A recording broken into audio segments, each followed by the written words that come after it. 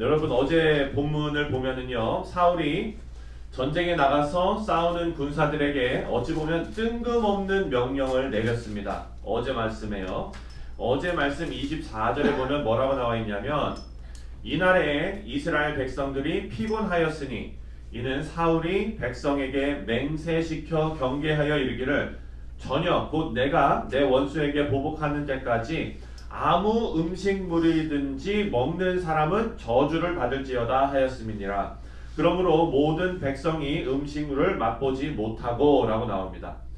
여러분, 싸움에 나가는 군사들은요, 에너지가 필요합니다. 사울은 지금 상식적인 판단도 못하고 있는 겁니다. 일하는 소에게는 뭘 매지 말라 그랬습니까? 멍에를 매지 말라 그랬어요.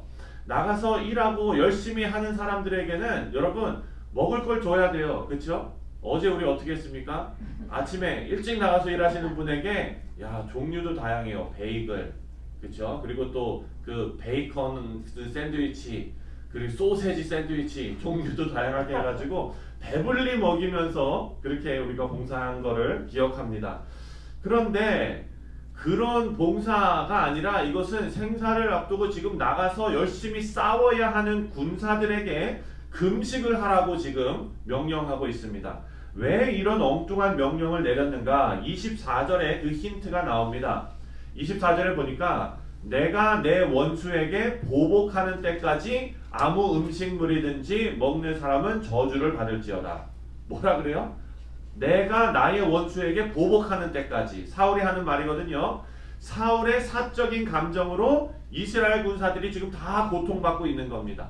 29절에 보면은요, 요나단이 자기 아버지 사울을 이렇게 평가하고 있어요. 29절에 뭐라고 나오냐면은 요나단이 이르되 내 아버지께서 이 땅을 곤란하게 하셨도다, 이렇게 말해요.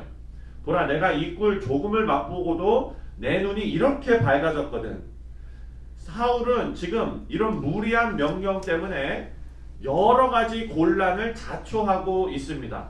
이후에 사울의 이 명령 때문에요, 더 큰 일이 벌어집니다. 31절과 32절을 보면은요, 전쟁을 치른 군사들이 금식이 끝나자마자 너무나 배가 고파서요. 여러분, 우리가 그 전에 레위기 때도 우리가 같이 묵상하고 나눴지만, 하나님께서는 이 피는 생명을 상징하기 때문에 고기를 피째 먹으라 그랬어요? 먹지 말라 그랬어요? 그래서 여러분, 지금도 피를 안 먹잖아요. 그래가지고 그 고기를 잡아가지고 매달아 놓고 피가 다 떨어질 때까지 기다렸다가 먹고 이렇게 하잖아요. 그런데 지금 전쟁을 치른 군사들이 배가 얼마나 고프겠어요. 그 피 다 뺄 때까지 어떻게 기다립니까? 너무나 배가 고픈 나머지 이 군사들이 짐승을 잡아서 피째로 먹는 일이 벌어졌습니다. 금식이 종교적인 열심으로 보이지만 지금 적절한 판단력에 근거하지 않은 어리석은 명령이었다는 것을 우리가 알 수가 있습니다. 이렇게 영적으로 둔해져 있는 사울에게 하나님께서 오늘 본문 말씀을 보니까 응답하지 않으십니다.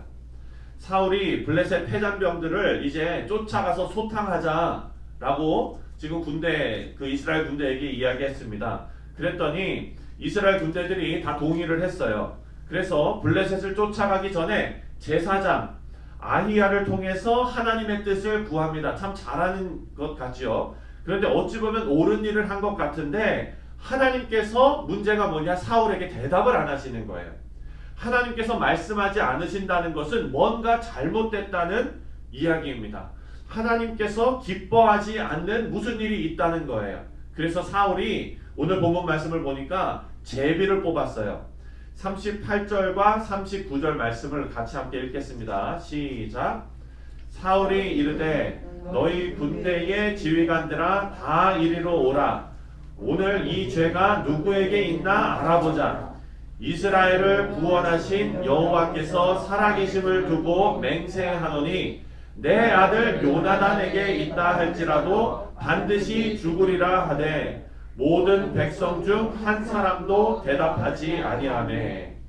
여러분, 이렇게 제비를 뽑아보니까 누가 뽑혔어요? 요나단이 뽑혔어요. 사실 지금 요나단은요, 사울이 금식을 선포할 때 듣지 못했습니다. 그래서 모르는 상황에서 사울이 선언한 이 저주를 받게 된 것입니다. 요나단이 사울에게 자초지종을 다 설명을 했습니다. 그런데 사울은 그래도 요나단을 죽이겠다고 합니다. 44절입니다. 다 같이 시작. 사울이 이르되 요나단아 내가 반드시 죽으리라. 그렇지 않으면 하나님이 내게 벌을 내리시고 또 내리시기를 원하노라 하니. 지금 사울은요 더 어리석은 짓을 하고 있습니다. 더 감당하지 못할 맹세를 지금 계속해서 하고 있는 거예요. 사랑하는 성도님들, 제가 참 이게 안타까운 게 이런 분들이 계세요. 자꾸 그 안타까운 일을 자꾸 하시는 분들. 제가 고등학교 다닐 때 뭐 저희 그 담임 선생님이 이 유튜브는 안 보겠죠. 제가 고등학교 다닐 때 몇 학년인지는 말씀을 못 드립니다. 그런데 저희 담임 선생님이 꼭 이랬어요. 그러니까 참 정말 안타까운 일인데요. 담임 선생님이 뭘 하는 일마다 애들은 다 조마조마한 거예요.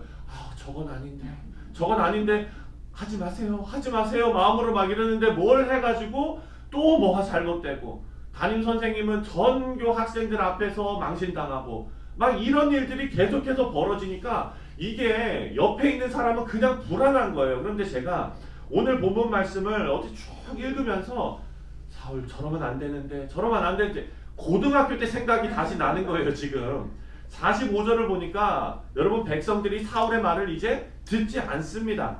사울의 권위가 땅에 떨어지는 장면이에요. 45절을 한번 읽겠습니다. 시작. 백성이 사울에게 말하되 이스라엘의 이 큰 구원을 잃은 요나단이 죽겠나이까? 결단코 그렇지 아니하니이다. 여호와의 살아계심을 두고 맹세하옵나니 그의 머리털 하나도 땅에 떨어지지 아니할 것은 그가 오늘 하나님과 동역하였음이니이다 하여 백성이 요나단을 구원하여 죽지 않게 하니라.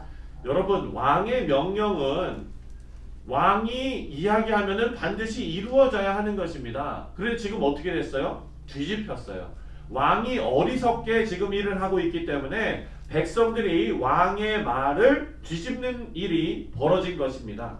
사울의 왕권의 한계가 지금 드러난 거예요. 그리고 사울의 권위가 땅에 떨어지게 된 겁니다.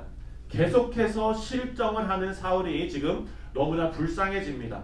46절을 보면은요, 사울의 군대가 이런 쓸데없는 내부적인 갈등을 빚는 동안에 블레셋 군대가 모두 도망갔습니다. 사울이 블레셋 사람들을 추격하기를 그치고 올라가매 블레셋 사람들이 자기 곳으로 돌아가니라. 지금 여러분, 블레셋 사람들의 패잔병들을 쫓아가 가지고 다 멸할 수 있는 기회가 있었는데 지금 안에서 쓸데없는 내분으로 인해서 이 기회를 다 날려버린 것입니다. 사실 더 큰 승리를 얻을 수 있는 기회가 분명히 있었다는 것이죠. 이렇게 살아서 돌아간 블레셋이 나중에 어떻게 됩니까? 다시 돌아와서 이스라엘을 괴롭히는 것을 우리가 나중에 보게 됩니다. 사랑하는 성도님들, 오늘 본문 말씀을 통해서 우리가 영적으로 승리하기 위해서는요, 가장 필요한 것이 하나님과의 관계가 바로 서 있어야 한다는 것입니다. 여러분, 이렇게 우리가 하나님의 관계가 바로 서지 못하고 이런 일을 하고 저런 일을 하고 계속해서 일을 벌리는 것은, 아까 제가 비유로 말씀드렸지만 우리 담임 선생님이 제대로 된 어떤 그런 일을 하시는 것이 아니라 이 일도 벌리고 저 일도 벌려가지고 계속해서 망치고 수렁에 빠지는 것과 마찬가지인 결과를 가져옵니다. 그래서 이런 본문 말씀을 통해서 개인의 삶이나 교회의 모습이나 그리고 여러분의 가정의 모습을 다시 한번 돌아볼 수 있는 계기로 삼아야 될 줄 믿습니다. 혹시 사울처럼 이도 저도 아닌 미지근한 믿음의 문제를, 그래서 그 문제 때문에 또 다른 문제를 만들고 있지는 않은지 우리 자신을 돌아보시고 하나님과의 관계가 올바로 서 있는 자가 누리는 풍성한 복을 받아 누리시기를 주님의 이름으로 축원드립니다. 아멘.